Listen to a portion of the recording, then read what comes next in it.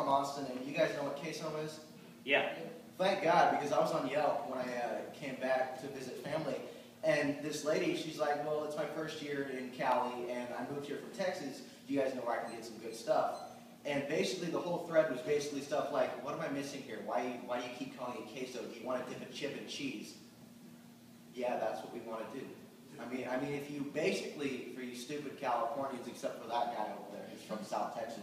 Thanks for telling me that, by the way, man. Basically, for you guys that don't know what it is, you go to the store, right? You with me? And you get Velveeta and Rotel, and that's it. I mean, there you go. Good stuff, kind of basic, but it's all right. But the last time I lived here was, how long has it been, Dad? 2011, right? Yeah, I played basketball in a rich neighborhood, Palos Verdes and Long, like way around here. It's like an hour away. And basically I saw this kid at school one time. He looked like a fat Steve Urkel. He had a shirt that said Harvard, class of 20 with 2 question marks. And I wanted to go up to him and go, dude, it snows, you're Californian, you're not going to want to get into Harvard. And you're black, get another drink, come on. But I went up for a layup, and I just got hacked, you know, broke a rib. And I'm not going to cuss up here. It's not because I'm a Mormon or anything. I drink Snapple all the time. It's in my room. And tea's, I love tea. It's amazing. I'm from Texas. But it's not that I don't cuss or anything. It's just that I'm chilled out like Wooderson ever since that whole nervous system crash and broken rib. I mean, I'm basically like, hey, man, you got a joint? No, not on me, man. Well, it'd be a lot cooler if you did. I mean, that's a good McConaughey voice, right? I mean, it's there. But I went to the hospital, and the station guy, he comes in and he goes, oh, we're going to send you to a psych ward because we can't figure out what's causing your burning, your stabbing, and your squeezing. And I'm like, oh, crap, I think I'm going to die. So with the mobility I had left, I pressed the button to let the nurse in. She comes in and goes, you're not going to die. And I go, that's bullcrap. But, I mean, I wanted to go out with a bang, so I asked her for sex. And I'm on my bed, right, I can't move, and she's right here. And I go, can we have sex? And she looked at me and was like, you're cute, you really are, but you're only 14 and I'm getting so much trouble. Oh, okay. She was Asian anyway, my parents would totally disapprove. But I'm from Texas, it's racist. It's racist in Texas, we don't see that kind of shit. And I love all these women anyway, so that's fine. But,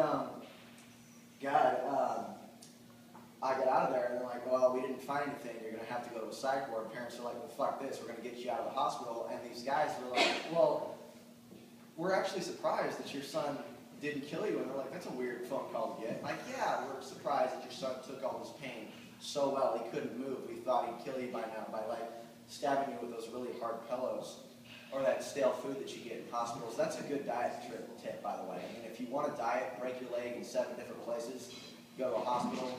Food tastes like shit. God, it's hot in here. But I took the psych test in Pasadena, and it was 200 questions of would you kill yourself, and if so, how'd you do it? And I was like, this sucks. I mean, I can't move. How am I supposed to write? Okay, I'll write for you. Okay, thanks, Mom. And I wanted to piss him off. It was 200 questions. I didn't have that kind of time. But I said, I wouldn't kill myself, but if I was going to, and my mom was like, yeah, Trevor, what'd you do? I'd marry Halle Berry, and we'd have slave and slave owner role-play sex till my heart gave out while watching Catwoman at the same time.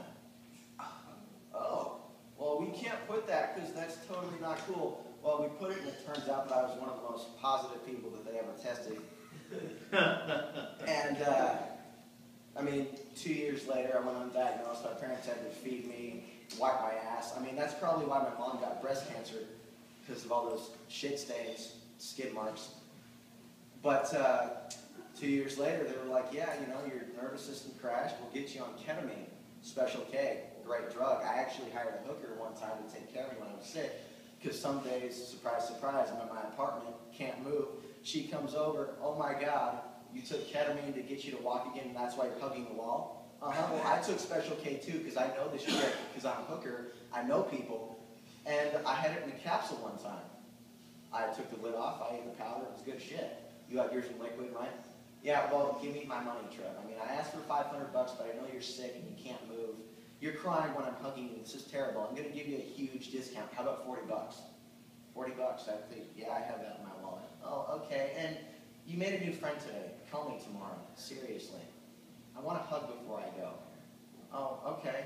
And she hugged me, and the next thing I know, she's like, your skin is really soft. What do you do to it? Irish Spring, bitch. That's what I do. Irish Spring. Well, that's good. I use that too. We're from the same place. You're from Dallas, right? You a Cowboy fan too? No, I hate Tony Romo. Don't even get me started. But I mean, that's not really that hard of a story to tell, because I didn't even have to feel like I know this shrink bud. She's studying psychology at Texas State in San Marcos, and she's going to be one of those shrinks where, let's say, she'll have some chick killing herself in her office over some guy, and she'll be like, no, man, don't go lesbian. Go out with a friend of mine who has cerebral palsy or a retard, because they're already broken, so there's no way that they can hurt you. And then I went to a Super Bowl party. I met this chick after a show, and she goes, you know what, Trev? I'm not going to let you drink, okay? Not even a little bit. I don't want you having a seizure. If I catch you drinking, I'll smash a beer bottle on your head. Well, that's all I got, guys. Thanks for caring about my health. I'm Trev.